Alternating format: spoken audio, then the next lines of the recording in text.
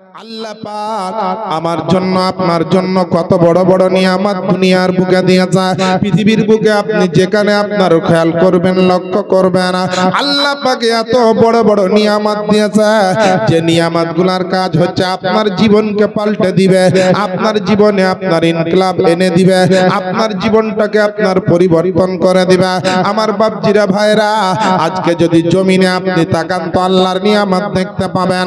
পানির দিকে তাকালে দেখবেন আল্লাহর নিয়ামত, পাহাড়ে দেখবেন তো আল্লাহ পাকের নিয়ামত, আসমানে তাকাবেন তো আল্লাহ পাকের নিয়ামত। কিন্তু এমন একটা বড় নিয়ামত আল্লাহ পাক বানিয়ে রেখেছে যার নাম হচ্ছে আপনার পবিত্র জান্নাত। ওই জান্নাতটা কিন্তু আপনার সাধারণ ভাবে আপনার দেখা যায় না।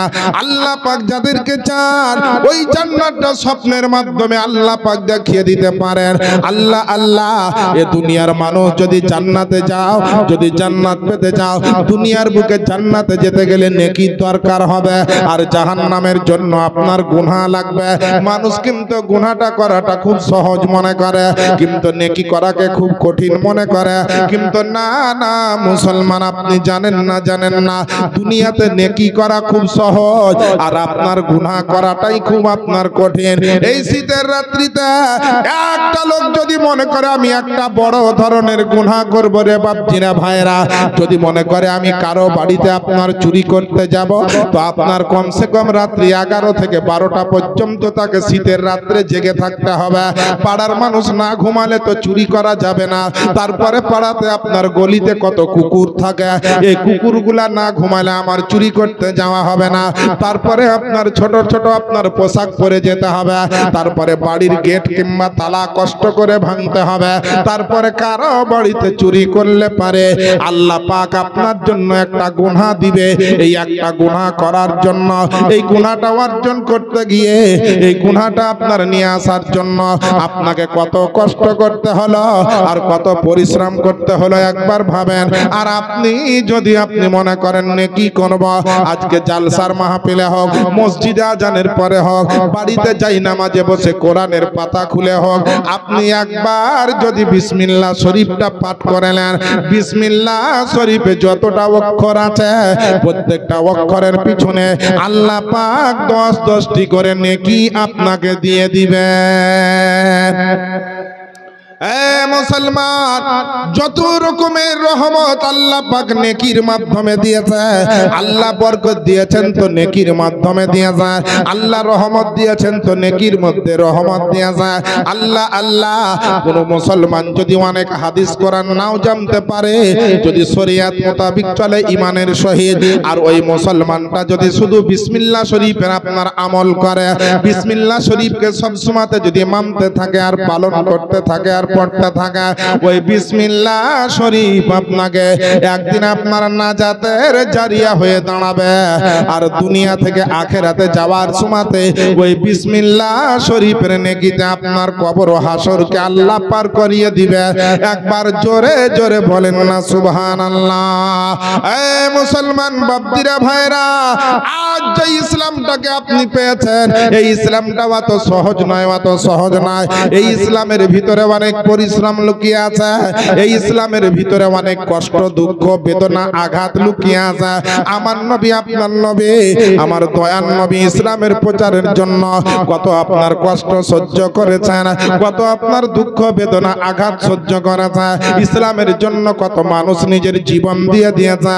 আপনার বিরাদার, আমরা আপনারা বিরাট বড় আপনার ভাগ্যবান যে আল্লাহ পাক আপনাকে আমাকে ওই মুসা নবীর উম্মত বানাননি, আপনাকে আমাকে অন্য কোন নবীর উম্মত বানাননি। আল্লাহ পাক আপনাকে আমাকে সমস্ত নবীর যিনি সরদার, সমস্ত নবীর যিনি নেতা, সমস্ত নবীর যিনি ইমাম, ইমামুল আম্বিয়া, ওই নবী মুস্তাফার আপনার উম্মত বানিয়ে দিয়েছে। আমার ওই নবী মুস্তাফার উম্মত হওয়ার সঙ্গে সঙ্গে আল্লাহ পাক আপনাকে আমাকে কতটা অফার দিয়েছে যেন আমরা সহজে জান্নাতে যেতে পারি, আমরা যেন সহজে আপনার আল্লাহকে খুশি এবং রাজি করতে পারে। আল্লাহ পাকের পেয়ারা বান্দা মুসলমান, আপনারা মনে রাখবেন, স্মরণ রাখবেন, মনোযোগ সহকারে শ্রবণ করবেন। আল্লাহ পাক পবিত্র কোরআন শরীফের মধ্যে আপনার আমার জন্য মেসেজ দিয়েছে। কি মেসেজ দিয়েছে উঠিয়ে দেখুন কোরআন শরীফ, প্রথম নাম্বার পারা, সূরাটির নাম সূরা আল বাকারা, আয়াত নাম্বার হচ্ছে আপনার 43। আল্লাহ ঘোষণা দিচ্ছেন ওয়া আকিমুস সালাতা ওয়া আতুজ যাকাত ওয়ারকাউ মা'র রাকিঈন, এবং তোমরা নামাজ কায়েম রাখো এবং যাকাত প্রদান করো এবং রুকুকারীদের সঙ্গে রুকু করো। আল্লাহ কি বললে? তোমরা নামাজ কায়েম রাখো, যাকাত প্রদান করো আর রুকুকারীদের সঙ্গে রুকু করো, অর্থাৎ জামাত সহকারে নামাজ পড়ো। এখানে যে জামাত সহকারে নামাজ পড়ো বলা হয়েছে, এখানে পুরুষ মানুষদের জন্য বলা হয়েছে। জোরে বলেন বেরাদার। তাহলে আল্লাহ পাক কত বড় অফার দিয়েছেন। এই আয়াতের মাধ্যম দিয়ে অনেক কিছু বলা হয়েছে, কিন্তু এর তাফসীর করতে গেলে রাতের পর রাত কেটে যাবে। আমার বাপজিরা ভাইরা, আল্লাহ পাক আমাদেরকে তো জান্নাত দিতে চান বলে বড় বড় সুযোগ সুবিধা করে দিয়েছে। এর আগে তো অনেক নবী এসেছেন, 1 লক্ষ মতান্তরে 2,24,000 পয়গম্বর। কোন নবীকে 5 ওয়াক্তের নামাজ দেওয়া হয়েছিল? জি না। মাহে রমজানের রোজা দেওয়া হয়েছিল? জি না। আপনার জুম্মার নামাজ দেওয়া হয়েছিল? জি না, মুসলমান দেওয়া হয়নি। কোরআন শরীফ দেওয়া হয়েছিল? দেওয়া হয়নি। তারপরে আপনার ঈদাইনের নামাজ দেওয়া হয়েছিল? দেওয়া হয়নি। তারপরে আপনার হজ যাকাত দেওয়া হয়েছিল? দেওয়া হয়নি। শবে বারাত দেওয়া হয়েছিল? দেওয়া হয়নি। শবে কদর দেওয়া হয়েছিল? জি না, দেওয়া হয়নি। এইভাবে আপনার যত রকম দেখবেন, আপনার এই সমস্ত জিনিসগুলো একটা নবীকেও দেওয়া হয়নি। দেওয়া হলো কাকে? যিনি হচ্ছেন ইমামুল আম্বিয়া, সরকারে দো আলম, মাদানী কে তাজদার, আহমদে মুখতার, রহমত লিল আলামিন পয়গম্বর, শাহনशाह জীবাকার, দোনো জাহানের মালিক ও মুখতার নবী মুহাম্মদুর রাসূলুল্লাহ সাল্লাল্লাহু তাআলা আলাইহি ওয়াসাল্লাম কে অফার দেওয়া হলো। আর সবচাইতে বড় অফার নবীর উম্মতকে দেওয়া হলো যে হে উম্মতে মুহাম্মাদি শোনো, সারা জগতের সমস্ত অফার নবীর মাধ্যমে তোমাদের কাছে পৌঁছে দেওয়া হলো, তোমরা গ্রহণ করো আর হাসরের ময়দানে জান্নাতে এসো। কিন্তু আমরা নিলেই তো, আমরা তো আল্লাহর অফার নিই না, আমরা ভোডাফোন কোম্পানির অফার খুঁজি, জিও কোম্পানির অফার খুঁজি, মোবাইল কোম্পানির অফার খুঁজি, মোটর সাইকেলের অফার খুঁজি, তারপরে বড় বড় 4 চাকা গাড়ির অফার খুঁজি, সোনা দানার অফার খুঁজি, বিভিন্ন রকম জামা কাপড়ের অফার খুঁজি। ফ্লিপকার্টে আমরা জামা কাপড় শপিং করি, অ্যামাজনে আমরা শপিং করি, ওইখানে রাত 12টার পরে অফার খুঁজি, যে রাত 12টার পরে অফার থাকে ভালো ভালো। রাতের ঘুমকে হারাম করে, আপনার আরামকে হারাম করে অফারগুলো আমরা অ্যামাজনে শুনি, আপনার দেখি, ফ্লিপকার্টে দেখি, বিভিন্ন অ্যাপসের মাধ্যমে অফার খুঁজি। কোম্পানি কি অফার দিয়েছে, বেশি দামের মাল কমে কিন মালটা পাওয়া যাচ্ছে, দেখ আর কিন আর বাড়িতে ভর। কিন্তু বেরাদার, এই সামান্য কিছুদিন বাঁচার জন্য যদি ফ্লিপকার্টের অফার দরকার হয়, অ্যামাজন কোম্পানির অফার দরকার হয়, টিভিএস কোম্পানির অফার দরকার হয়, ভোডাফোন কোম্পানির অফার দরকার হয়, জিও কোম্পানির অফার দরকার হয়, তো এখানে মরে যাওয়ার পরে, ওই জগতে হাসরের ময়দানে যাওয়ার পরে, যখন হাজার হাজার বছর বেঁচে থাকতে হবে, যে জায়গাতে সবচাইতে ভালো জায়গা হচ্ছে জান্নাত, ওই জান্নাতে যাওয়ার জন্য আল্লাহ কি অফার দিয়েছেন, আল্লাহ কি সুযোগ দিয়েছেন, আল্লাহ কি আপনার আমার জন্য আপনার পরিষেবা দিয়েছেন, সেই জিনিসটা একটা মুসলমান খুঁজলাম না। আরে ইন্টারনেটে খুঁজে অনেক কোম্পানির অফার পাওয়া যায়, আর কসম খোদার করে বলি, কোরআন ও হাদিস খুঁজলে পারে জান্নাতে যাওয়ার অনেক অফার পাওয়া যায়। একটু সুবহানাল্লাহ জোরে বলেন। বেরাদারনি ইসলাম, মুসলমান যদি এই জং যা লেগে আছে, এই জং যদি না ছুটান তো খবর আছে, কিন্তু বলে দিলেন এই জং লিয়া যদি কবরে যা, ফেরেশতাটা এমন পিটা পিটবে জং ছুটে যাবে। আমাদের মৌলবীর কথাই তাতে জং ছুটে না, ইমাম সাহেবের কথাতে তো জং ছুটে না। ওরে যে বলছে বলুক আমাদেরই তো মৌলবী, এই বলে চুপ করে থাকে, কথাটা গুরুত্ব দিই না। কিন্তু যেই বলুক মেম্বারে রাসূল থেকে যখন বলবে, কথাটার গুরুত্ব আপনাকে দিতে হবে। সে জিয়াউল মুস্তাফা বলুক, আর বড় বড় কোনো আলেম বলুক, আর ছোট কোনো হাফেজ বা তালিব ইলম বলুক, হাদিস ও কোরআনের কথা মেম্বারে রাসূল থেকে যখন বলবে, এই জায়গাটার একটা বিশেষ গুরুত্ব আছে। এই কথাটা যখন আমি গুয়াসের বাজারে গিয়ে বলবো কেউ শুনবে না, কিন্তু এখন 200-400 লোক আপনারা শুনছেন। কেন? নিশ্চয় এই জায়গাটার গুরুত্ব আপনারা বুঝেছেন, আর এই জায়গাটার গুরুত্ব আল্লাহ রাসূল দিয়েছেন। জোরে বলি আলহামদুলিল্লাহ। এই দেখেন বাবা, আমার আব্বা জানেরা, আম্মা জানেরা, আল্লাহ পাকের নবী আপনার আমার নবী মুস্তাফা দ্বীন ইসলামের জন্য কত কষ্ট করেছেন, কত আঘাত সহ্য করেছেন আপনাদের বলতে চাই। তবে আপনার বুঝতে পারবেন যে ইসলামের গুরুত্বটা আল্লাহ পাক কতটা আপনার বাড়িয়ে দিয়েছেন। আমার নবী আপনার নবী মক্কার জমিনে যখন ইসলামের প্রচার শুরু করলেন, ইসলামের দাওয়াত দিতে যখন আরম্ভ করলেন, কাফের মুশরিকদেরকে যখন আপনার কালমার বাণীটা আপনার শোনাতে আরম্ভ করলেন, সমস্ত কোণাতে কোণাতে পাড়ার মহল্লায় মহল্লায় গিয়ে আমার নবী আপনার নবী যখন বলতে আরম্ভ করলেন, তোমরা অন্ধকার থেকে বেঁচে দাও আর আপনার আলোর পথে এসো, তোমরা এক আল্লাহর ইবাদত করো আর আল্লাহকে মানো। আল্লাহই হচ্ছেন সবকিছুর মালিক। আল্লাহ তোমাদের সৃষ্টি করেছে আর আল্লাহ তোমাদের জগতে সবকিছু দিয়েছেন এবং দিবেন। তোমরা পাথরের পূজা করিও না, তোমরা আগুনের পূজা করিও না, তোমরা মূর্তির পূজা করিও না। বিভিন্ন রকমের যখন আরবের বুকে এই ইসলামের প্রচার শুরু হলো রে বাবা, আল্লাহ পাকের নবীকে আপনার আমার নবীকে আপনার আবু জাহেলের লোকেরা, আবু লাহাব, উতবা, সাইবার লোকেরা আপনার আমার নবীকে দুঃখ দিতে আরম্ভ করলো, কত রকম ভাবে নবীকে গালিগালাজ করতে আরম্ভ করলো, ইসলামের প্রচারে কত রকম বাধা সৃষ্টি করলো। কিন্তু আল্লাহ পাক বলেন, ওগো আমার নবী আপনি কোনো ভয় করবেন না, কারণ প্রচার করার দায়িত্ব আপনার আর ইসলামকে প্রতিষ্ঠিত করার দায়িত্ব আমি আল্লাহ পাক আমার।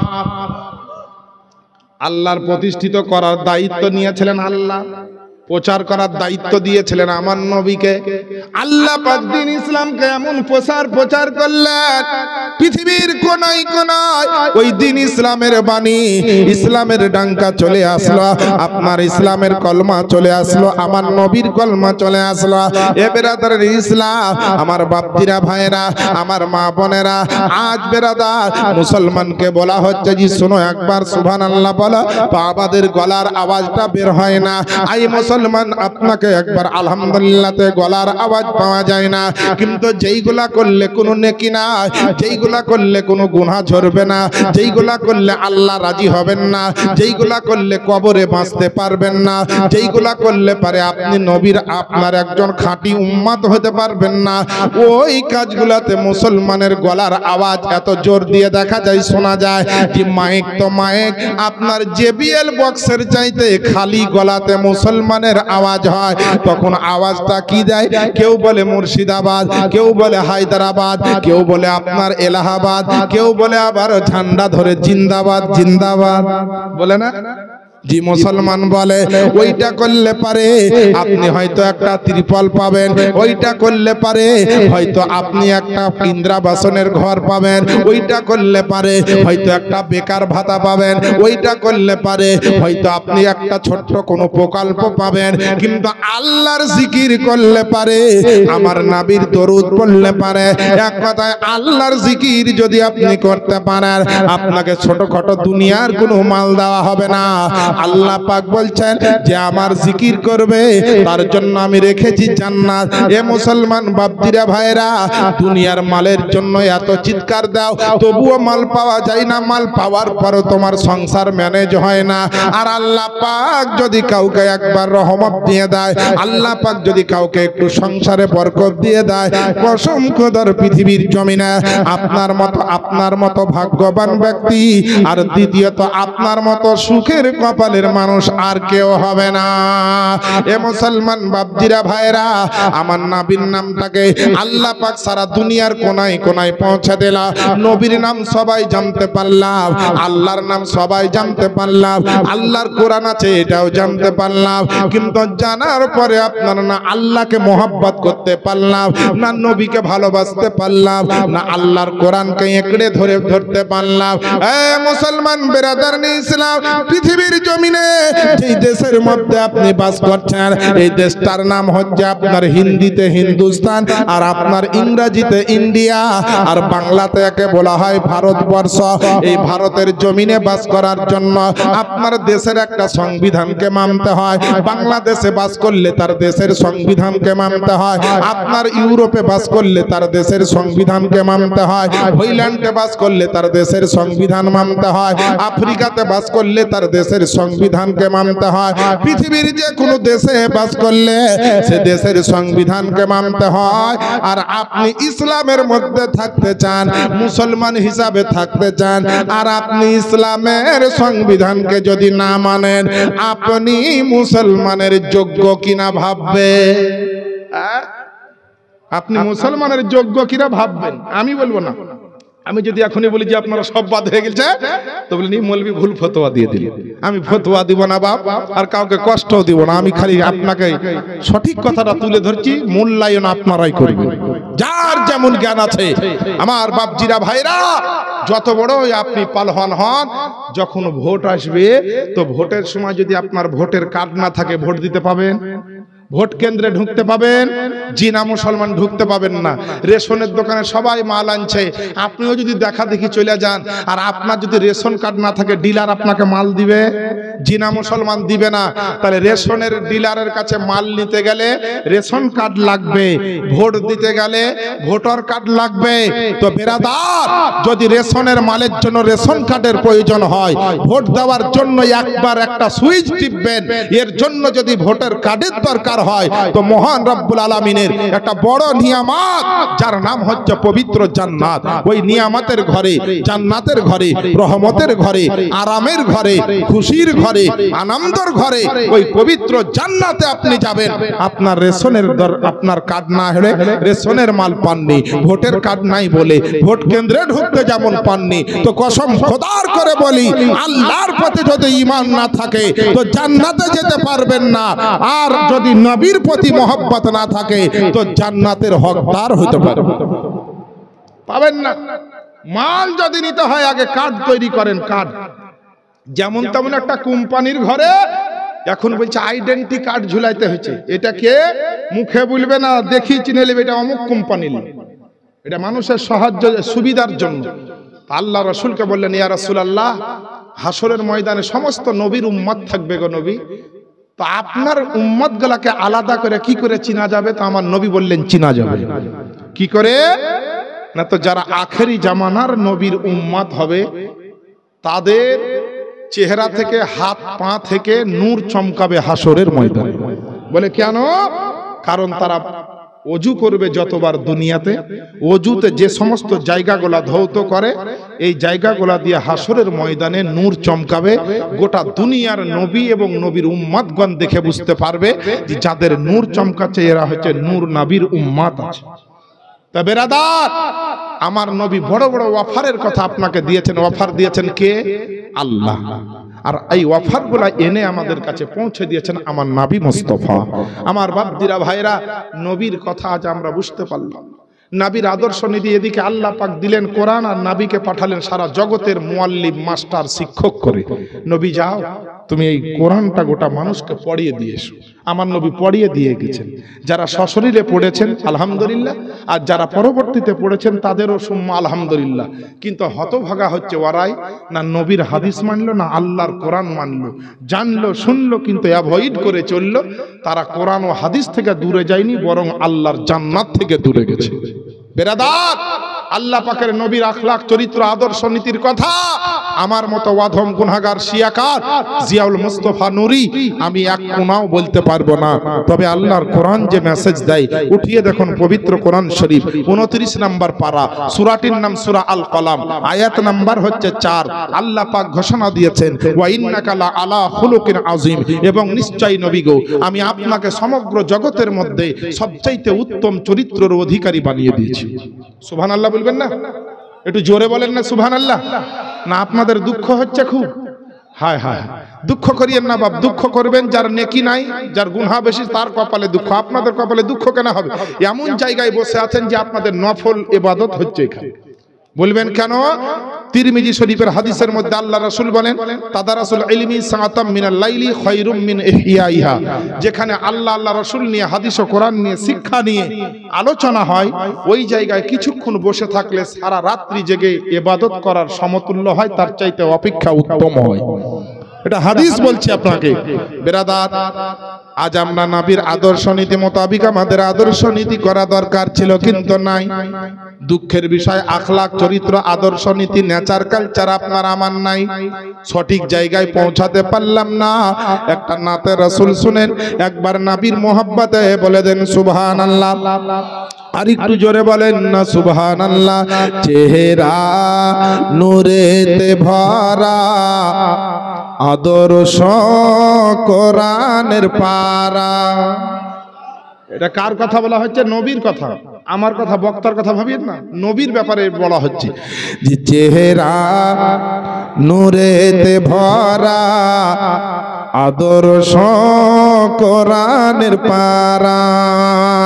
জান্নাতের চাবি যার হাতে,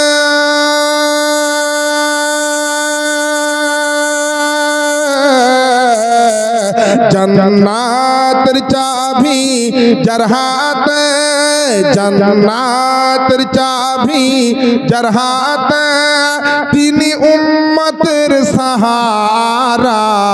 চেহারা নূরেতে ভরা, আদর্শ কোরআনের পারা। জোরে বলেন না। নবীকে যারা চিনেছে কিভাবে সম্মান করেছে, শাইর বলছে শুনেন। জি পাথর পাথর কদম চুমে, বৃক্ষ দেখিয়া ঝুমে। সুবহানাল্লাহ বলেন। আপনাদের সুবহানাল্লাহতে যেমন হবে ভক্তি, আমার হবে তেমন শক্তি। বাপ, এর জন্য ভক্তি দরকার আছে, ভক্তি না হলে শক্তি বাড়বে না। জোরে বলেন সুবহানাল্লাহ। আরে পাথর পাথর কদম চুমে, বৃক্ষ দেখিয়া ঝুমে। ঝাঁকে ঝাঁকে সালাম দা,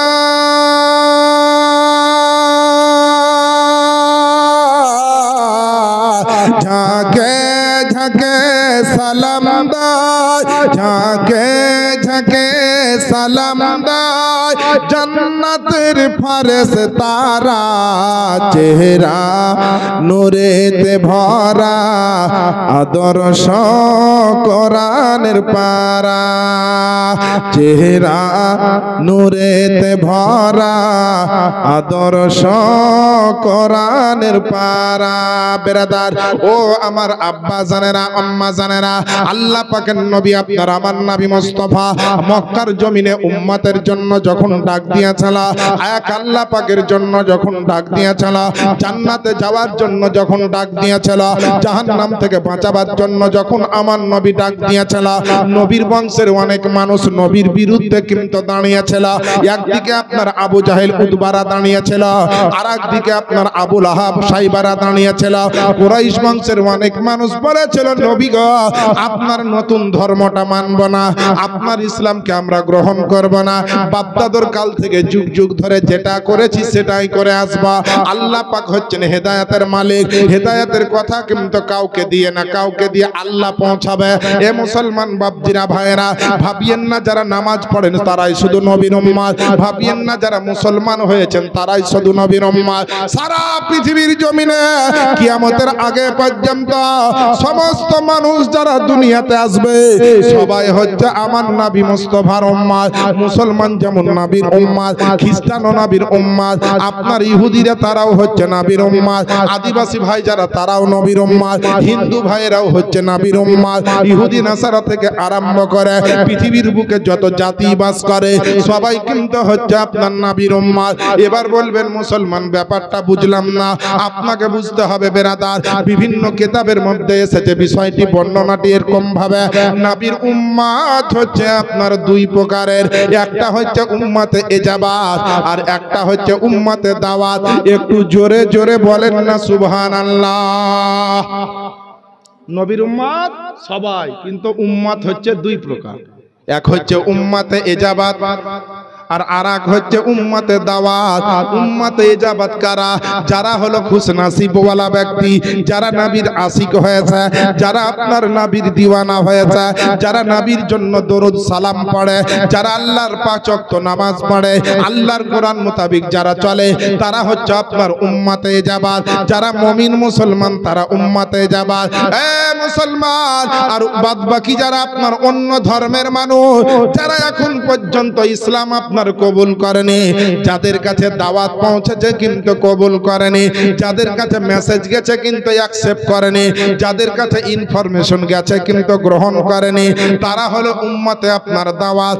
এ বাপজিরা ভাইরা, আমার মা বোনেরা, ওই মক্কার জমিনে আমার নবী উম্মতের প্রচার যখন শুরু করলেন, নবীকে কত কষ্ট বেদনা সহ্য করতে হলো। আল্লাহ আল্লাহ আমার নবীকে আপনার অপমান অপদস্থ করার জন্য কাফের মুশরিকেরা বড় বড় আপনার প্রশ্ন করে দেয়, আমার নবী আল্লাহর হুকুমে কিন্তু উত্তর দিয়ে দেয়। ঘুরিয়ে যখন আমার নবী আবু জাহেলের লোকদেরকে একটা প্রশ্ন করে দেয়, তারা আপনার গোটা কাফের সম্প্রদায় মিলে উত্তর খুঁজে কিন্তু পায় না। অবশেষে আপনার ইসলামের যখন আস্তে আস্তে প্রচার শুরু হলো, চারিদিকে যখন আমার নবীর আপনার ভক্ত তৈরি হতে লাগলো, নবীর কলমা যখন পড়তে আরম্ভ করলো, আল্লাহর একত্ববাদকে যখন বিশ্বাস করতে লাগলো, দেখা গেল ইসলামকে আর রুখা গেল না, নবীর প্রচারকে আর থামানো গেল না। নবীর আপনার ইনফরমেশন মানুষকে যেইভাবে আপনার উপকৃত করছে, মানুষকে যে অনুপ্রাণিত করছে, আমার নবী আপনার নবে। আবু জাহেল উতবা সাইবারা বড় টেনশনে পড়ে গেল, কি করে ইসলামকে আপনার থামানো যায়, কি করে নবীর প্রচার প্রসার বন্ধ করা যায়। আমার বাপজিরা ভাইরা, আবু জাহেল আবু লাহাবেরা যুক্তি করলো, এমন একটা লোক আমদানি করতে হবে, এমন একটা মানুষকে হায়ার করে আনতে হবে, এমন একটা প্লেয়ারকে আনতে হবে মক্কার জমিনে, যেন আমার নবীকে এমন এমন প্রশ্ন করে দিবে, আমার এই নবীকে এমন কোশ্চেন করে দিবে, সওয়াল করে দিবে, যেন মোহাম্মদ তো মোহাম্মদ, মক্কার বুকে যেন কেউ উত্তর দিতে না পারে। তাহলে পারে এই মোহাম্মদ অপমান হয়ে যাবে, এই মোহাম্মদ আপনার অপদস্থ হয়ে যাবে। আর নবী যখন অপমান হবে, তখন নবীর দলে আর কেউ যাবে না, সবাই বলবে নবী হেরে গিয়েছে। বলেন না নাউজুবিল্লাহ। কাফেরদের চিন্তা ভাবনা, কাফেরদের মনের বাসনা নবীকে অপমান করবে, কিন্তু আল্লাহ বলছেন ওয়া রাফানা লাকা যিকরাক, হে মেহবুব আপনার জিকিরকে, আপনার মান সম্মানকে আমি আল্লাহ পাক সবার চাইতে উঁচু করে দিয়েছি, সবচাইতে উচ্চ স্থান দান করেছি। ওই নবী মুস্তাফা সম্মানকে দুনিয়ার বুকে অপমান অপদস্থ করার জন্য ব্যস্ত হয়ে গেল। কাফেরের সর্দার আবু জাহেল যুক্তি পরামর্শ করল, নবীর সঙ্গে টেক্কা দেওয়ার মতো, আমার নবীর সঙ্গে মোকাবেলা করার জন্য, আমার নবী সঙ্গে একটা আপনার মুনাজারা করার জন্য, আমার নবীর সঙ্গে একটা বাহাস করার জন্য এমন একটা লোককে হায়ার করব। ওই আরব কান্ট্রিতে একটা জায়গা ছিল, যে দেশটার নাম হচ্ছে ইয়ামিন শহর। ওই ইয়ামিন শহরে একটা বিখ্যাত মানুষ ছিল, যেই মানুষটা আপনার চন্দ্র দেখে অনেক কিছু বলে দিতে পারত, সূর্য দেখে অনেক কিছু বলে দিতে পারত, ইনজিল শরীফের অনেক কিছু মুখস্থ ছিল, বড় বড় পাদ্রীদেরকে সে আপনার পড়াতো। এত আপনার বিরাট বড় আপনার ওই মাজুসি ধর্মের আপনার বিরাট বড় সে যেন আলেম ছিল। তার সামনে কোনো মানুষ দাঁড়াতে পারত না, কোনো প্রশ্নের সম্মুখীন হলে ওই মানুষের কাছে সারা বিশ্বের ওই আরব কান্ট্রির মানুষগুলা ছুটে ছুটে যেত। ওই মানুষটার নাম হলো হাবিবে আপনার ইয়ামনি। কি নাম? হাবিবে ইয়ামনি, মানে ইয়ামিন দেশে বাড়িতে ইয়ামনি বলা হয়। তো হাবিবে ইয়ামনি বলছে, আবু জাহেল বলল হাবিবে ইয়ামনিকে খবরটা দিত, আমার ভাতিজাকে কোন রকম থামা যাচ্ছে না, ও প্রচার চালিয়েই যাচ্ছে, আর ওর দলের লোক ঢুকতেই আছে, খুব আর দলের লোক যাচ্ছে, আর আমাদের দলের লোক কমছে। তো বেরাদার ইসলাম অনেক সময় লোক মনে করে যে আমার এইখান থেকে ওই দিকে দুটা লোক চলে গেল, না আমার লোক কমে গেল, না লোকের কমতি আছে। আমাদের গ্রামে একটা লোক বলছে, যার বলিয়েন না হুজুর এই বছর বিটি ছেলের বিয়ে শুধু বেশি দেখছি। তাহলে কি করে বুঝলি? তো বলছে হুজুর শুধু বিটি ছেলের বিয়ে এই বছর, বেটা ছেলের বিয়েই নাই। মানে আমাদের দেশে বিটি ছেলের বিয়েটা বেশি হচ্ছে, বুঝতে পারলেন? অমুকের বাড়িতে কার বিয়ে না তো বিটির, অমুকের বাড়িতে কার বিয়ে না তো বিটির, অমুকের বাড়িতে কার বিয়ে না তো বিটির। দেয়া বলছে এই বছর শুধু মেয়ে ছেলের বিয়ে গো, বিটি ছেলের বিয়ে গো, বেটা ছেলের বিয়েই নাই। তা আমি ওকে বলছি, হারে তুই যে বুঝি শুধু বিটি ছেলের বিয়ে হয়েছে, আর এই বছর বিটি ছেলের বিয়ে বেশি, তো বিটি ছেলের বিয়েটা হয়েছে কার সাথে? এই পাগলা, বিটি ছেলের বিয়েটা হচ্ছে কার সাথে? তখন বলছে হুজুর বিটি ছেলের বিয়ে তো সেই বেটা ছেলের সাথেই হয়েছে, তাহলে কম বেশি হলো না, সমান সমান হলো? তো বলছে হুজুর সমান সমানই হলো, তো তুই এক্ষুনি যে বলি যে বেটা ছেলের এবছর বিহাই নাই, শুধু বিটি ছেলে। আমার তো মাথায় ঘুরে গেছিল তোর কথা শুনে, যে বেটা ছেলের সঙ্গে বিটি ছেলের বিয়ে হয়তো এবছর কি শুধু বিটি ছেলে বিয়ে হয়েছে নাকি? তখন বলছে হুজুর আমার বুঝার ভুল ছিল। তো বেরাদার, অনেক সময় অনেক মানুষ অনেক জিনিস বুঝতে ভুল করে দিয়ে অনেক কিছু বলে ফেলে। একটু বুঝার চেষ্টা করবো আমরা সব, দেখবেন যত অন্ধকার আছে সব দেখবেন দূর হয়ে যাবে। জোরে বলেন সুবহানাল্লাহ। আমার বাপজিরা ভাইরা, আল্লাহ পাকের নবী বিশ্ব নবীকে হারাবার জন্য হায়ার করতে গেল ওই ইয়ামিন শহরে, ইয়ামিন দেশে গেল। ইয়ামিন দেশে যাওয়ার পরে ওই হাবিব ইয়ামনিকে বলল, বলে হুজুর আপনার বিরাট বড় ডাঙ্কা বাজছে গোরা আরব মহাদেশে, আপনার আরব কান্ট্রিতে আপনার মতো বড় ব্যক্তি আর কেউ নাই। আপনার নাম শুনলে বড় বড় পাদ্রী ভয় পায়, বড় বড় আলেমেরা ভয় পায়, যাদের গোটা তৌরিত শরীফ ইনজিল শরীফ মুখস্থ আছে তারা পর্যন্ত আপনাকে সালাম করে। আপনাকে মক্কার বুকে যেতে হবে। আর আমার একটা ভাতিজা বিশাল বাড়াবাড়ি করতে শুরু করে দিয়েছে, আমাদের দল থেকে লোককে নিয়ে গিয়ে কি জানো জাদু করে দিচ্ছে মাশাআল্লাহ। আর ওই জাদুতে পড়ে আমাদের দলে আর আসে না, আমাদের কথা আর শুনে না।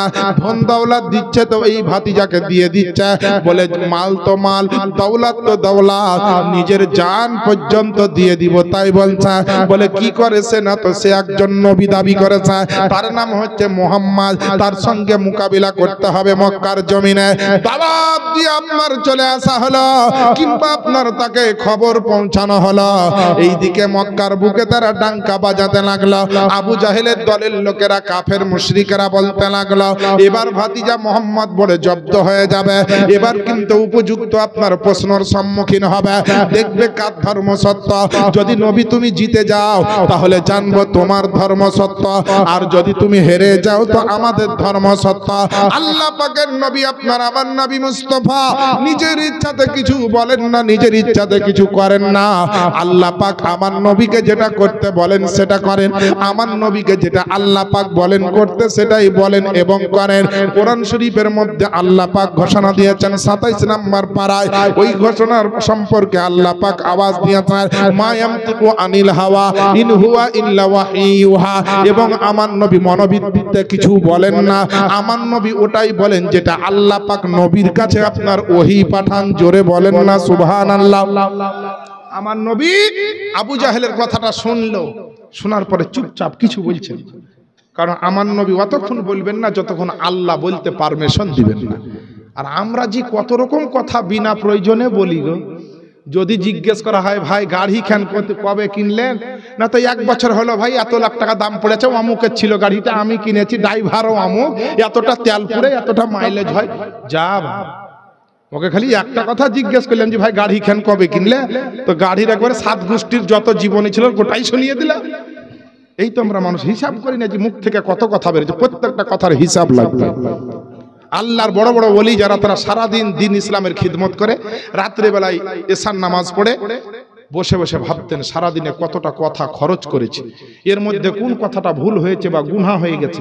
যদি দেখেছেন ভুল হয়েছে বা গুনাহ হয়েছে, সঙ্গে সঙ্গে রাত্রিবেলায় তাহাজ্জুদের নামাজ পড়ে আল্লাহর দরবারে কেঁদে কেঁদে ওই গুনাহটাকে আল্লাহর দরবার থেকে তওবা করে ইস্তেগফার করে ক্ষমা চেয়ে নিয়েছে। আর আমাদের তো ক্ষমা চাওয়ার গল্পই না, ক্ষমা চাওয়ার গল্পই না, বলে যা পারবি করে লেগা যা। এই তো আমাদের গায়ের গল্প, বলে ভুল তো স্বীকার করবো না তুই যা পারবি কর গা যা, এরকম আমাদের পাওয়ার। কিন্তু বাবা দুনিয়াতে ভদ্র হন, আদব কায়দাওয়ালা হন, নবীর সুন্নাত মোতাবিক ওয়ালা হয়ে যান। দেখবেন কেউ আপনাকেও গরম দেখাবে না, আপনাকেও কাউকে গরম দেখাতে হবে না। মুমিন মুসলমান আল্লাহর পেয়ারা বান্দা না নিজে কষ্ট পাবে না অপরকে কষ্ট দিবে। সুবহানাল্লাহ বলেন। নবীকে বললেন আবু জাহেল শোনো, তোমার সঙ্গে মোকাবিলা করার মতো আমি একটা লোককে দাওয়াত দিয়েছি, দেখছি তোমার কত ক্ষমতা। আমার নবী চুপ করে আছে। শেষ বেলাতে আমার নবী বললেন ঠিক আছে, তাই হবে, আল্লাহর ইচ্ছা, আল্লাহ যেটা করবেন সেটাই হবে। গোটা মক্কার গলিতে গলিতে ঢেড়া পিটে দেওয়া হলো যে অমুক তারিখে এই অমুক খোলা ময়দানে মুহাম্মদ সাল্লাল্লাহু আলাইহি সাল্লামের সঙ্গে এই কুরাইশ বংশের কাফের মুশরিকদের একটা মোকাবিলা হবে, কার ধর্ম সত্য আর কার ধর্ম মিথ্যা, হক কোনটা বাতিল কোনটা সেটা সেদিনকে মোকাবিলা হবে। বলে কিভাবে না, তো ওই হাবিবে আমনি আসবে আর নবীকে কিছু প্রশ্ন করবে, নবী উত্তর দিবে, আর নবীর কিছু প্রশ্ন থাকলে হাবিবে আমনিকে প্রশ্ন করবে, হাবিবে আমনি উত্তর দিবে। যে জিতবে তার ধর্ম সত্য আর যে হারবে তার ধর্ম মিথ্যা বলে বিবেচিত হবে। গোটা মক্কায় কাফেরের ভিড় বেশি আর মুসলমান তখন মুসলিমে কিছু অল্প, তো বেরাদার খুবই কম মুসলমান, তখন খুবই কম। এবার এলান হয়ে গেছে, ধরেন একটা ডেট দেওয়া হয়েছে যে সোমবারের দিন হবে। সোমবারের সকালবেলাতে একদম হাজার হাজার লোক আসতে শুরু করলো, ময়দান ভর্তি। দেখি কি করে কি হয়। মুহাম্মদের সঙ্গে হাবিবে আমনি হায়ার করা প্লেয়ার আসছে ইয়ামিন দেশ থেকে, দেখতেই হবে। সব এসব ময়দানে বাপ হাজির, আমার নবী আসবেন আসবেন আসবেন, কিন্তু আসছেন না। দুইটা এক ধরেন কাঠের, যেমন আমাদের চেয়ার আছে এরকম উঁচু জায়গায় বসার জন্য দুটো আনা হয়েছে। একটাতে আবু জাহেল কাফেরের সর্দার, মক্কার বুকে সব থেকে কাফের বড় সর্দার আবু জাহেল। আবু জাহেল একটাতে ট্যাংয়ের উপর ট্যাং তুলে বসেছে, আর একটাতে ওই হায়ার করা প্লেয়ারের নাম কি বললাম, হাবিবে ইয়ামনি, ওকে একটা সিটে বসতে দিয়েছে। প্রধান বক্তা সেদিনকে, বুঝতে পারলেন না, বসতে দিয়েছে। আর বারবার বলছে কাফেরেরা, কই মোহাম্মদ, কই মোহাম্মদ, নবী কিন্তু আসছেন না। কারণ নবীর কাছে আল্লাহর সিগন্যাল আসবে তবে তো নবী আসবে। নবী তো তোদের মতো যাত্রার কথা শুনে চলা লোক নয়, আমার নবী হচ্ছেন আল্লাহর কথাই চলা লোক। বেরাদার, এরা বলছে নবী আর আসতে পারে, হাবিবে ইয়ামনির নাম শুনেছে আর আসে, এই আর ক্ষমতা নাই, মানে যার যা ইচ্ছা, মানে যে যেমন লোক হবে তার মনের ধারণা তেমন। এরকম জালসা চলছে, জালসা চলার পরে বাবা রাত 12টা 1টা 2টা 3টা বেজে গেছে। কিছুক্ষণ পর ফজরের নামাজ পড়ে একটা লোক ছিল গ্রামে, তাহাজ্জুদের নামাজ পড়তো, খুব পরহেজগার মুত্তাকিন লোক। রাত্রেবেলায় সামান্য একটু ঘুমাইতো আর বেশিরভাগ জেগে জেগে কাটিয়ে দিত। দেখবেন যারা রাত জাগে বেশি তাদের সকালবেলায় চোখটা লাল হয় না? তো চোখটা খুব লাল। সকালবেলায় ফজরের নামাজ পড়ে চায়ের দোকানে যে বসে আছে, তা আর একটা পাশের বেঞ্চে দেখছে আর একটা লোক বসে আছে, আরো কঠিন চোখ লাল।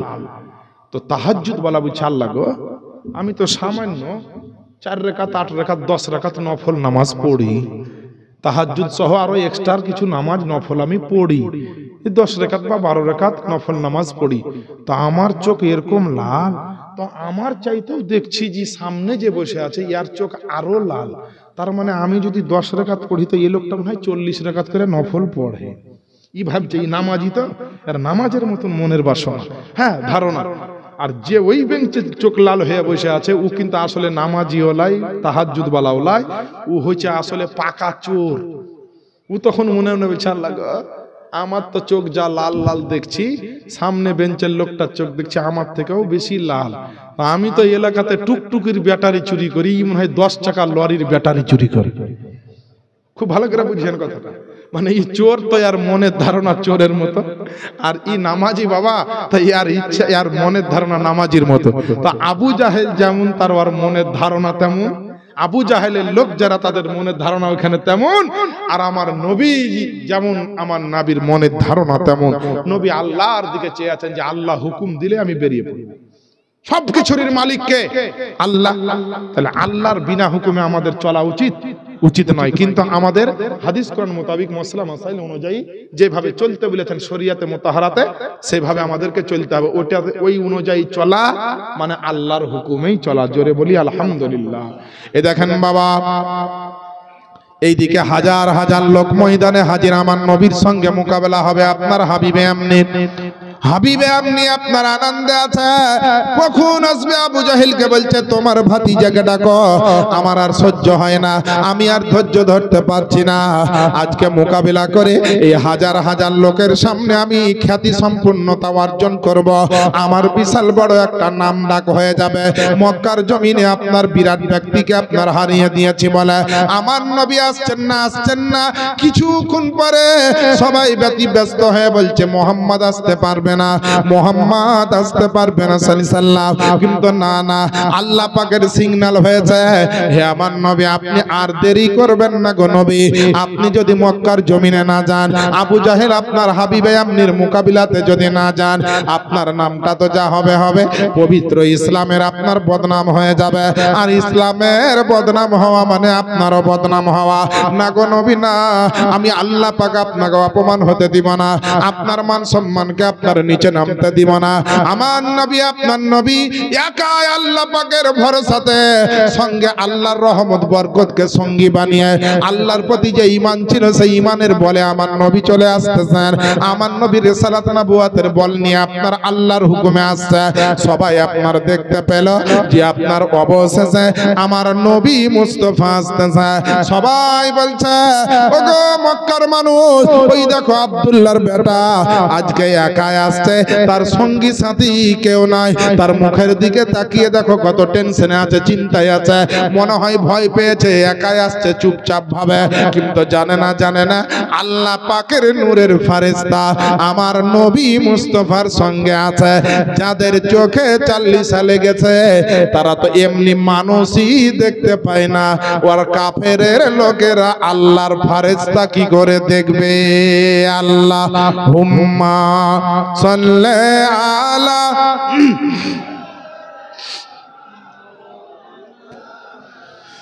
মুহাম্মাদ ওয়ালা আলে সাইয়্যিদানা মাওলানা মুহাম্মদ সাল্লাল্লাহু তাআলা আলাইহি ওয়াসাল্লাম। ও আমার বাপজিরা ভাইরা, আমার মা বোনেরা, আল্লাহ পাকের নবী আসছেন। আর এই দিকে দুইটা চেয়ারে কিন্তু একটাতে আবু জাহেল বসে আছে আর আরেকটা চেয়ারে হাবিবে আপনি বসে আছে। আমার জিবরিল ফেরেশতা আল্লাহ পাকের নূরের ফেরেশতা আমার আল্লাহকে বলে, ও গো রব্বুল আলামিন, যে নবীর জন্য সারা দুনিয়াতে সবকিছু তুমি তৈরি করেছো, বানিয়েছো, ওই নবীর জন্য তো আজকে একটা বসার জন্য উঁচু জায়গা নাই। কাফেরের বড় সর্দার আবু জাহেল একটা চেয়ারে বসে আছে আর আপনার হাবিবে আপনি একটা চেয়ারে বসে আছে। তোমার নবী কি ওই কাফেরদের আপনার নিচে বসবে? না না, আপনার নবুয়তের অপমান হবে, নবীর রিসালাতের অপমান হবে। ওগো আল্লাহ পাক, আমি আপনার নবীর জন্য একটু উঁচু জায়গায় বসার ব্যবস্থা করতে চাই। আপনি যদি হুকুম দিয়ে দেন, আপনি যদি পারমিশন দিয়ে দেন, তাহলে আমি আপনার ফেরেশতা নবীর জন্য একটু ব্যবস্থা করব। আল্লাহ পাক বলে, জিবরিল আমিন বলে যাও যাও, আমি মুস্তাফার জন্য আমি আপনার মেরাজ সংগঠিত করেছিলাম। আমার নবীকে উপরে এনে আমি আল্লাহ পাক দিদার দিয়েছিলাম। ওই নবীর জন্য কাফেরেরা আপনার থাকবে উপরে আর আমার নবী থাকবে নিচে। এটা কখনো হতে পারে না, কখনো হতে পারে না। তাড়াতাড়ি করে যাও আর আমার নবীর সম্মানকে উঁচু জায়গাতে রাখার ব্যবস্থা করো। আবু জাহেল আপনার আর আপনার হাবিবে আপনি বসে আছে, মুচকি মুচকি হাসছে আর বলছে নবী আসছে, দেখো আজকে কিভাবে হারবে। বিভিন্ন রকমের আপনার খারাপ চিন্তা ভাবনা তাদের মনের ভিতরে ছিল। আল্লাহ পাকের নূরের ফেরেশতা আবু জাহেল যেই চেয়ারে বসেছিল ওই চেয়ারের কাছে গিয়েছে। ফেরেশতা কিন্তু দেখতে পাওয়া যায় না, ফেরেশতা কিন্তু খালি চোখে আপনার ধরা পড়বে না। এ মুসলমান বাপজিরা ভাইরা, আবু জাহেলের কাছে আমার নবী মুস্তাফার জন্য আপনার জিবরিল ফেরেশতা গেছে। আর যাওয়ার পরে আবু জাহেলের একটা কান ধরে একটা টান মেরে দিয়েছে। কে? জিবরিল আমিন। জিবরিলকে তো দেখতে পাচ্ছে না, একটা কান ধরে একটা টান মেরেছে। আর আবু জাহেলের কানে হাত দেওয়া মানে বিরাট ব্যাপার। কাফেরের সর্দার গোটা মক্কার, ওর কানে হাত দিবে কেউ, আর সামনে গিয়ে জোরে কথা বলার সাহস নাই। তখন আবু জাহেল বলছে কে কান টানলো? এদিকে দেখছে এদিকে দেখছে, মানে পাগলার মতো মাথা ঘুরছে। বলছে ধান মারা গহম মারা খেসাড়ের মতো আর মাথা গর্দন ঘুরতে লেগেছে। সব আপনার কাফেরের লোকেরা বলছে আমাদের সর্দার, আমাদের যে লিডার, এর হইলো তো হইলো কি কেন মাথা ঘুরেছে ডাহিনে আর বাঁয়ে, থামেন থামেন করে কিন্তু থামে না। আর এত বড় নির্লজ্জ যে চেয়ার ছেড়ে উঠেও না, ওই চেয়ারে বসে এদিকে ওদিকে মাথা ঘুরেছে। জিবরিল আমিন দেখছে নবী তো চলেই এসছেন, বসতে দিতে হবে। আর এই কাফের আবু জাহেল তো উঠছে না, তখন টাইনে আমার গালে এক চড়, তখন আর জানে কইলজা পর্যন্ত কাঁপে গেছে যে আরে বাপরে, মারলে কে?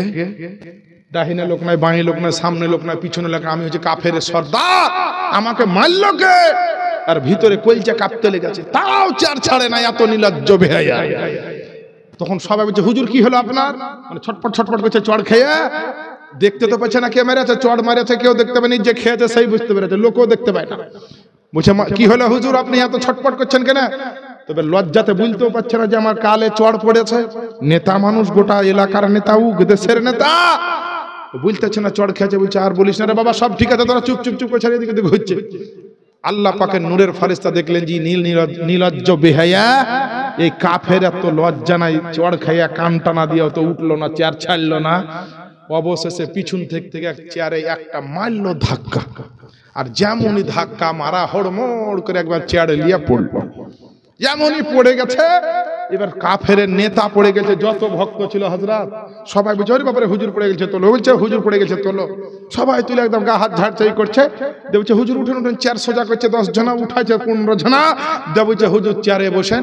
তোর আবু জাহেল বলছে বাবারে ওই চেয়ারে আর বসবো না, নিচেই ঠিক থাক, নিচেই মনে হয় ভালো হবে, চেয়ারে আর যাবো না, নিচেই বসে গেছে। এবার নিচে যেমনই বসেছে, আল্লাহ রাসূলকে জিবরাইল আলাইহিস সালাম বলছে আসসালাতু ওয়াসসালামু আলাইকা ইয়া রাসূলুল্লাহ, আপনার জন্য আমি চেয়ার খালি করে নিয়েছি, চলে আসুন হুজুর গো, আপনি এই চেয়ারে বসেন।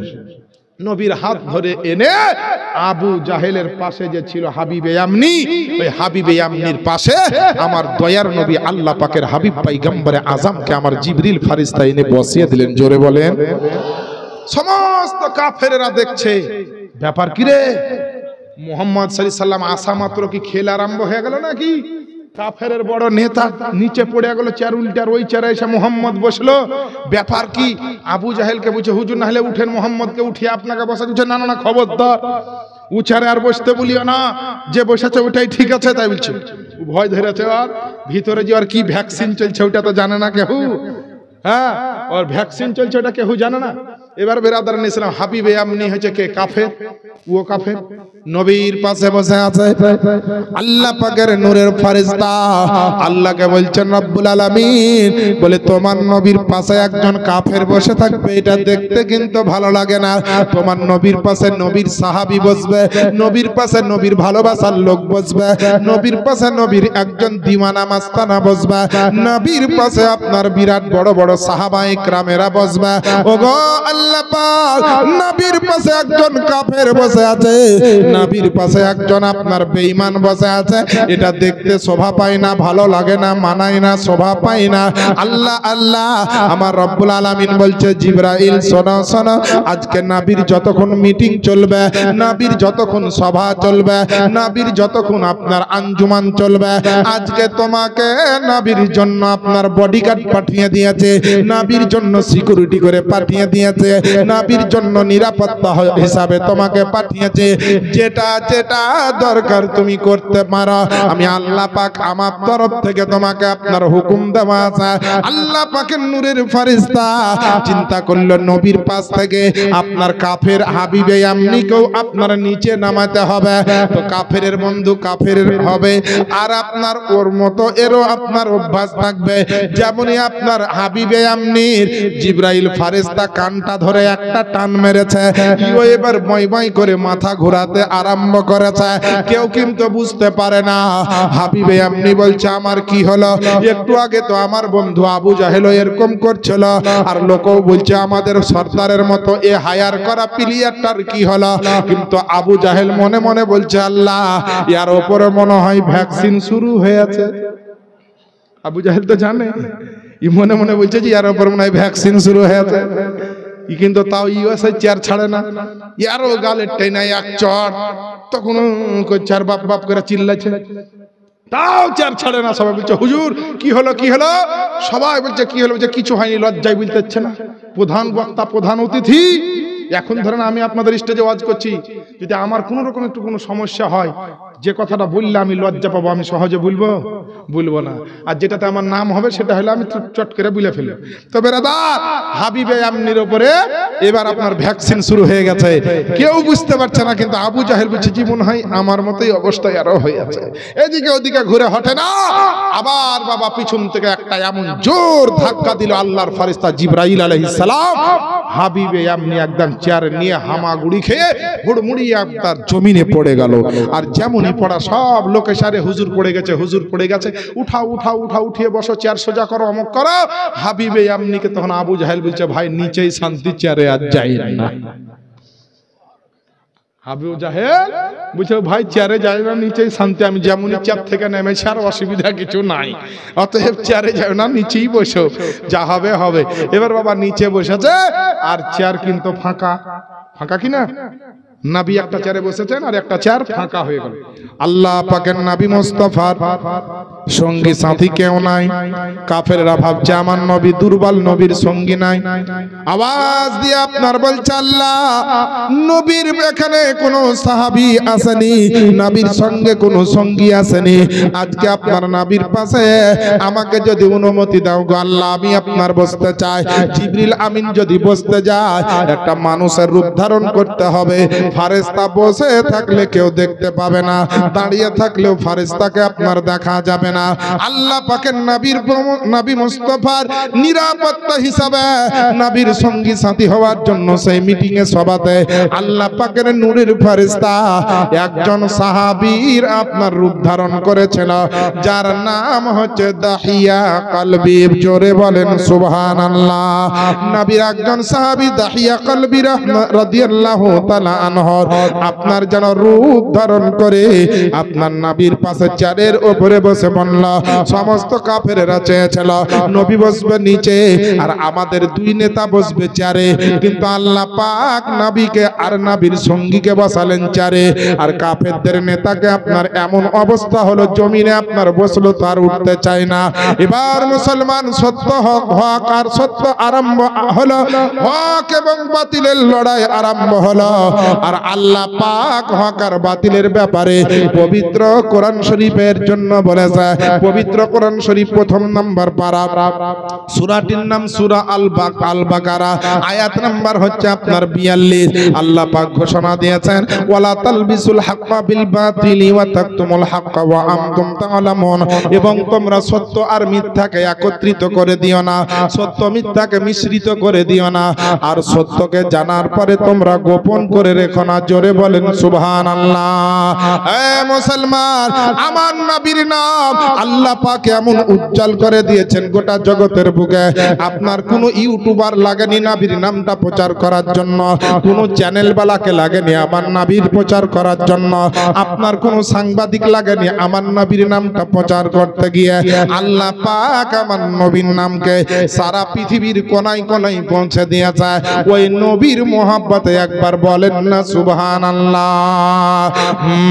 বাতাসের টানে টানে কোকিলের গানে গানে, বাতাসের টানে টানে, বাতাসের টানে টানে কোকিলের গানে গানে, ভাসে শুধু নবীর নাম, পড়ো সাল্লাল্লাহু আলাইহি সালাম, পড়ো সাল্লাল্লাহু আলাইহি সালাম।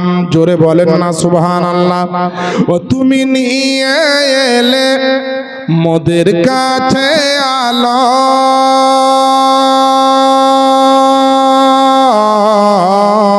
তুমি নিয়ে এলে মোদের কাছে আলো, দূর হইল যত সবই আধার কালো।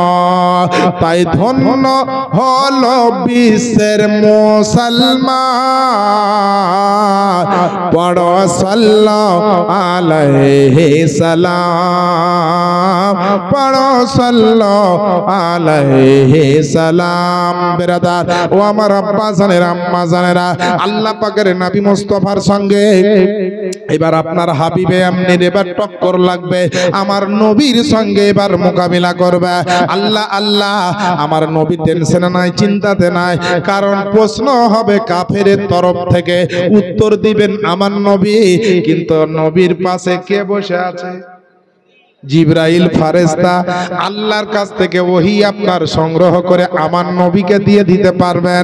আমার বাপজিরা ভাইরা, আবু জাহেল উতবা সাইবা ওই হাবিবে আপনিকে বলছে আপনি এমন ধরনের প্রশ্ন করবেন গো হাবিবে, আপনি যেমন তেমন প্রশ্ন করিয়েন না। আমরা হাজারো প্রশ্ন করে দেখেছি মুহাম্মদকে, কোনো প্রশ্নের উত্তর বাকি রাখেনি। আমাদেরকে এমন প্রশ্ন করেছে উত্তর দিতে পারেনি। আপনি যদি আপনার জমিনের কোনো প্রশ্ন করেন তো উত্তর দিয়ে দিবে, পাহাড় পর্বত নদী নালার যদি আপনি প্রশ্ন করেন তো উত্তর দিয়ে দিবে। আর আপনি যদি হেরে যান, এখানে এমন ভাবে হারবো আমরা যে আর ইসলামকে রক্ষা আপনার থামাতে পারবো না। হাবিবে আপনি বলল, শোনো রে বন্ধুরা, আমি আমিন দেশ থেকে এসেছি লড়াই করার জন্য, মোকাবিলা করার জন্য। এমন একটা প্রশ্ন রেখে দিব, এমন একটা প্রশ্ন রেখে দিব যে তোমরা পরিকল্পনা করতে পারবে না। জমিনে ওই নবীর জাদু চলে, আমি শুনেছি। আসমান আপনার দুনিয়ার বুকে বিভিন্ন জায়গাতে নবীর জাদু চলে, নাউজুবিল্লাহ। কিন্তু আজকে এমন প্রশ্ন করব যে আপনার কোনো জিনিসের উপর যেন আশার করতে না পারে। আমার নবী আপনার নবীকে বলল, হাবিবে আপনি উঠার পরে বলল, মুহাম্মদ বলে শুনলাম তুমি নবী দাবি করো, তুমি বলে নতুন দিন ইসলামের প্রচার শুরু করেছ। আমার নবী বললেন, হ্যাঁ আমি হচ্ছে আল্লাহ পাকের নবী।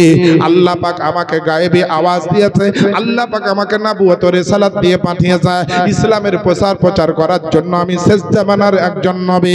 আল্লাহ পাকের নবী বললেন, আনা খাতামান নবিয়্যিন, আমি হচ্ছি নবুয়ত প্রাপ্ত শেষ নবী, আমার পরে আর কোনো নবী হবে না।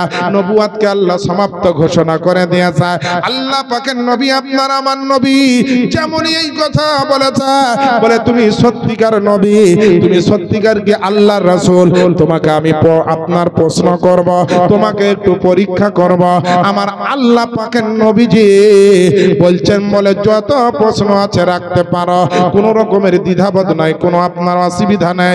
আমার নবী মুস্তাফাকে বলছে, শোনো, সত্যি যদি তুমি নবী হও, সত্যি যদি আজকে তুমি আল্লাহ পাকের হাবিব হও, ওই আকাশের চাঁদখানাকে দু টুকরো করে দেখাতে হবে। বলেন, আচ্ছা বলেন তো বাবা, কোনো জাদুকার যদি হয় তো দুনিয়ার কোনো জায়গায় জাদু চলবে, কিন্তু আকাশের আপনার ওই আকাশের চন্দ্র সূর্যতে কেউ জাদু খাটাতে পারবে? আপনার হাবিবে আপনি ভাবছেন যদি সত্যিকারই জাদুকার হয়, তাহলে জমিনের যে কোনো জিনিসকে জাদু করে পাল্টে দিবে। তো এমন জায়গার প্রশ্ন করবো যেন কোনো রকমই না পারে, তাই আসমানের চাঁদকে দু টুকরো করে দিতে হবে। তাহলে তোমাকে মানবো যে তুমি নবী। আল্লাহ পাকের নবী, বিশ্ব নবী, পয়গম্বর আযম যেমনই আপনার শুনেছে যে আপনার ওই আকাশের চাঁদকে দু টুকরো করতে হবে।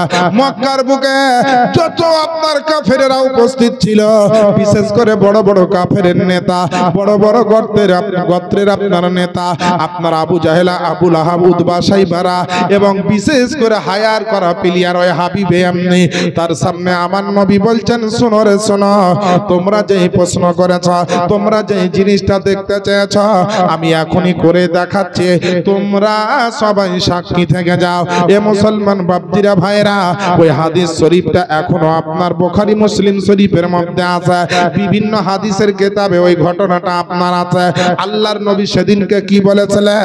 আওয়াজ দিয়েছিলেন যে ইনশাক্কাল কমারু আলা আহাদি রাসূলিল্লাহি, আলা আহাদি রাসূলিল্লাহি সাল্লাল্লাহু তাআলা আলাইহি ওয়াসাল্লাম।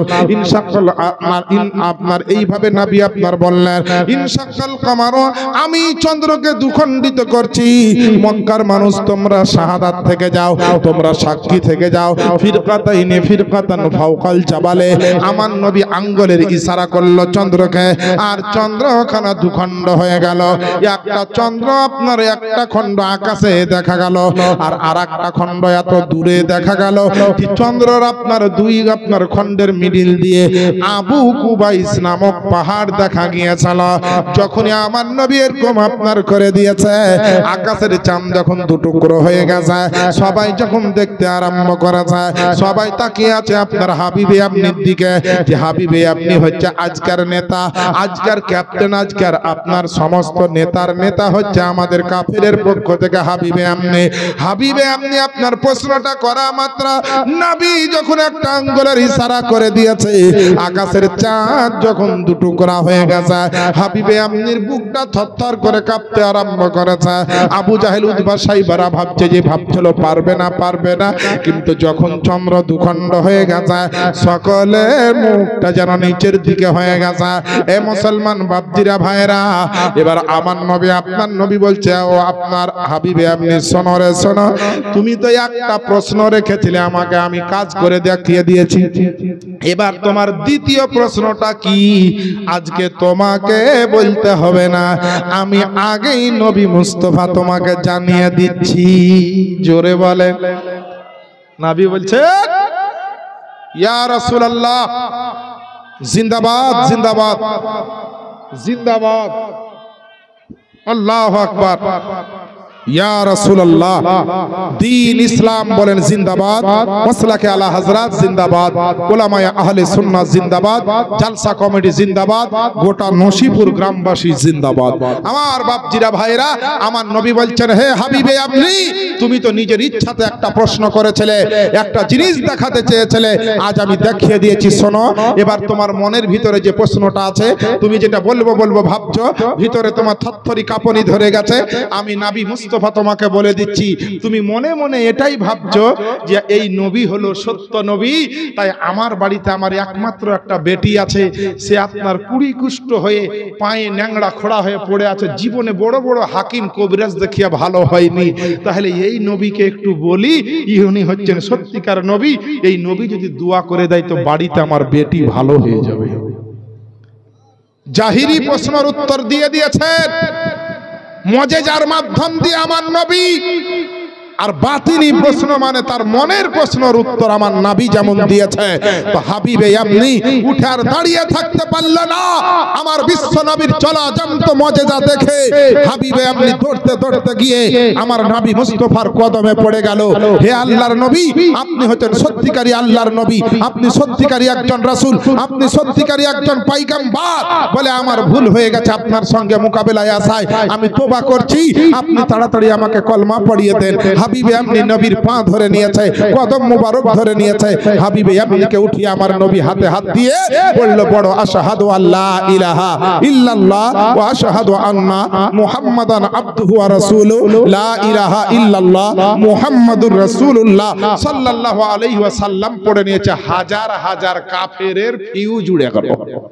যা হইল তো হইল কি রে, আপনাদের এলাকায় ফুটবল খেলা হয় না কোনো কোনো জায়গায়, নাইজেরিয়া থেকে লাখ লাখ টাকা খরচ করে নাড়া লম্বা লম্বা হিষ্টপিষ্ট প্লেয়ার আনা হয়, আর ওই প্লেয়ারটা যদি ট্যাং ভেঙে পড়ে যায় প্রথমেই 10 মিনিটের মধ্যে, আর খেলা জমবে। তো গোটা মক্কাবাসীর তরফ থেকে আবু জাহেল আবু লাহাবের তরফ থেকে হাবিবে আপনিকে হায়ার করে আনা হয়েছে নবীর সঙ্গে লড়াই করবে বলে। সে এসে নবীর আশিক হয়ে গেছে, নবীর দিওয়ানা হয়ে গেল, মুসলমান হয়ে গেল। নবী বলছে, যাও বাড়ি যাও, তোমার দ্বিতীয় আশাটাও পূর্ণ করবে না। হাবিবে আপনি বলে, বাবা তলপি তপড়া সব থাকলো, এই চললাম চললাম। এই দেখেন বাবা, আজকের স্টেজের সুবহানাল্লাহ, আমার হুজুরে কেবলা প্রধান বক্তা আসছেন, নারায়ে তাকবীর, নারায়ে রিসালাত, দ্বীন ইসলাম, মাসলাক আলা হযরত, উলামায়ে আহলে সুন্নাহ, জালসা কমিটি, হুজুর প্রধান বক্তা সাহেব বলেন জিন্দাবাদ, মুফতি মোহাম্মদ আশরাফ রেজা নাইমি সাহাব কিবলা, নারায়ে তাকবীর, নারায়ে